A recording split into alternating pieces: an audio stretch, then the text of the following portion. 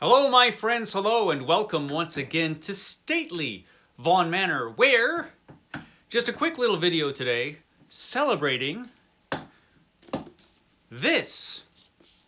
So this is the new Elric novel, which I have not had a chance to read yet, but I just got it. I pre-ordered this thing a long time ago.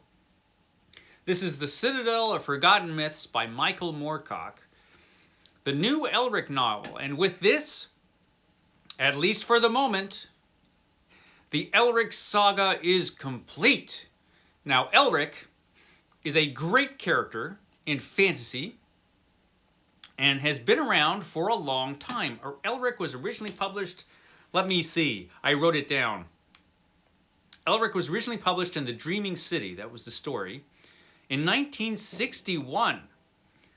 In Science Fantasy number 47, June for 1961. So, Elric showed up way back in 1961, and now it's 2022, and that's like 100 years. Man, Elric's been around for a long time. And so, Michael Moorcock wrote a series about this hero Elric back in the early 60s that were published in Science Fantasy magazine. I don't think he realized the success that he would have with this character. Because in this series of stories that he wrote, he pretty much concluded the series with Stormbringer pretty early in his career. But then later, when it was time to put this stuff out in paperback, Michael Moorcock put together Elric of Melniboné as the first story in Elric. So he wrote a prequel which explained about Elric's origin and how he got his blade Stormbringer. So Elric, who is the 428th Emperor of Melniboné, a job he didn't particularly care for, is a really interesting character. He's an albino, and he has some health problems. He needs to take drugs and medicine to keep himself strong enough to function. And, he has lots of issues with his cousin. It's a whole big deal, which you could read all about in the original story, Elric of Melniboné. And this character, this doomed character who eventually gets hold of the most terrifying sword in all of fantasy, Stormbringer. Now, Stormbringer gives Elric strength. And so Elric has the sword Stormbringer, but the problem is it's a stealer of souls, And so eventually his sword just, like out of nowhere, he'd just be hanging out with you and you can get stabbed and he'll steal your soul. Oops. It's dangerous hanging out with Elric too much, but this sword gives him strength, but it also eventually kind of destroys everything for Elric. So he is a doomed character. He's a sorcerer. He's familiar with magic. He knows magic.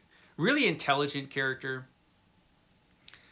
I've heard him be described as the anti-Conan, although Conan's pretty sharp. But this is definitely a different kind of fantasy character and has proven to be tremendously influential. Most recently, this was published from Del Rey Books. Del Rey collected all of the Elric up to that point when it was published in the mid-2000s that this was published, somewhere around there. And I have every issue or every volume of this. I have every volume of this. And it's an interesting set because in the Del Rey set, it was published in the order of composition so that you could see how the character developed and how Michael Moorcock developed as a writer, because Michael Moorcock has been writing Elric forever, off and on. The problem with this set is that if you read it in the order of composition, as a story, it jumps around all over the place. And Elric is one of those characters I think benefits from reading in the chronological order of the stories, at least to a point. So while this set was beautiful and really nice, with a lot of great artwork and is, I think, really expensive now, recently we've gotten a new set from Saga Press, which is this one, which I'm very, very happy to see, or was very happy to see, because we've got a nice hardcover reprint of the Elric series. And so this one came out. This is Elric of Melniboné, Elric Saga Volume 1.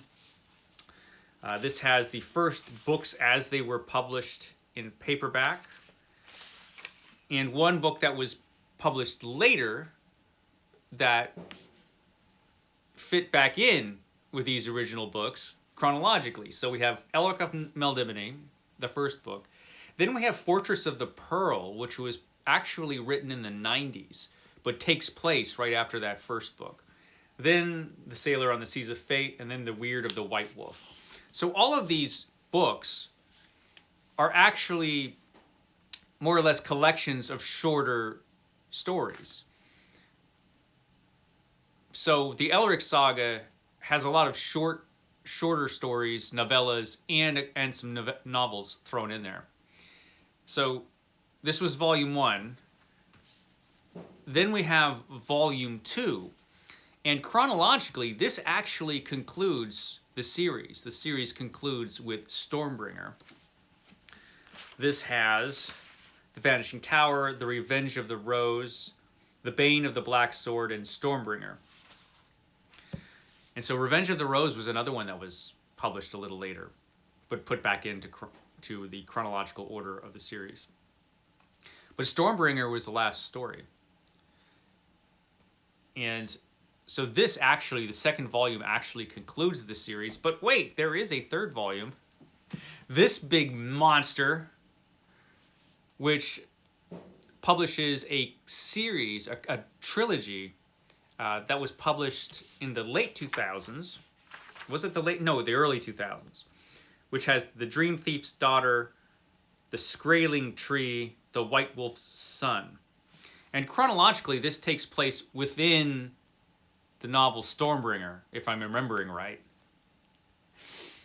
So, you know, Elric chronology can be tricky.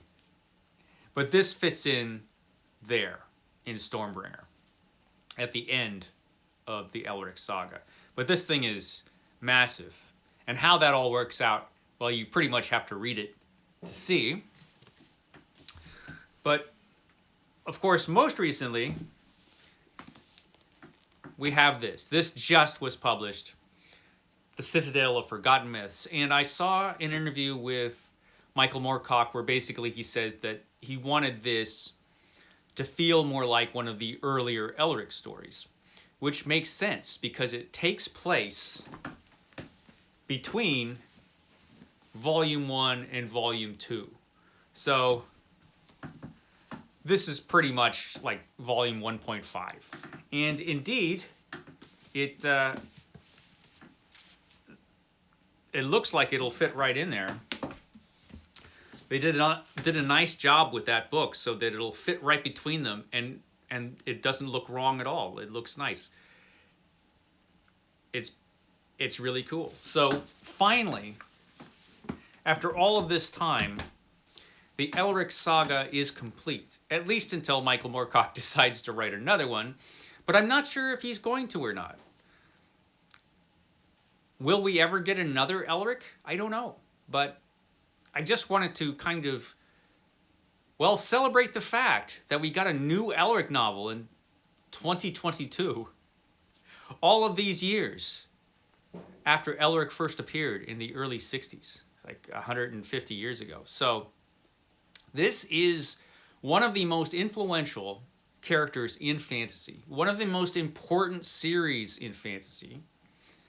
Michael Moorcock is a very important writer in fantasy, so it's wonderful that all of these stories are finally being reprinted and getting some attention.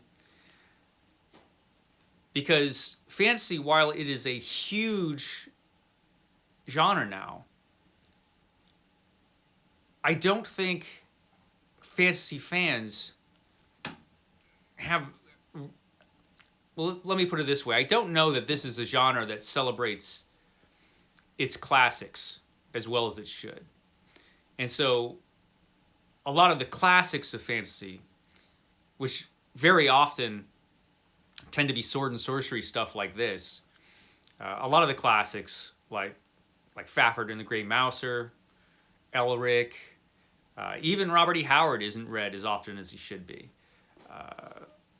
There's a lot of classic fantasy that I think fantasy fans would be more interested in if they knew about them and if they were published in new editions as books. And so at least we have that with Elric. And let me tell you, with Elric, get it.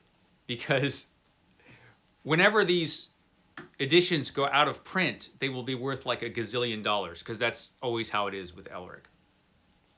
So yeah, the Citadel of Forgotten Myths, the new Elric story, and the saga is complete for the moment. Okay, guys, I will catch you next time.